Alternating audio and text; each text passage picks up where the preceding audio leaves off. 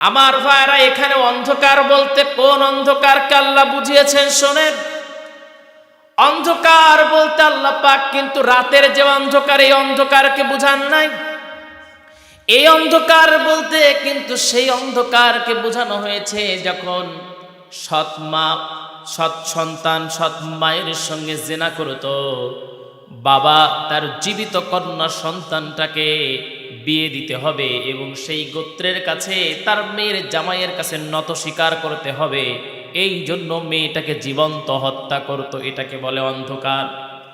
সেই অন্ধকার থেকে সরায়া আলোর রাস্তা দেখালেন। সেই আলোটা কোনটা? যে আলোর জন্য আমরা প্রতিনিয়ত দোয়া করি। সবাই বলবেন ইহদিনাস সিরাতাল মুস্তাকিম। সেই রাস্তার নাম হলো ইহদিনাস সিরাতাল মুস্তাকিম।